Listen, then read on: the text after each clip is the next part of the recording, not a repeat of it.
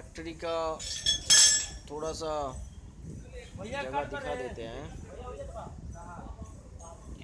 ये भाई थोड़ा हटना, ये यूजर बन रहा है। ठीक है दोस्तों, देखिए यहाँ पर सब स्टॉक है। यहाँ पर देख सकते हैं सामने कपलॉक है, और वहाँ पर देखिए दोस्तों बहुत सारा लेज़र जो है रखा हुआ है, लेज़र 5।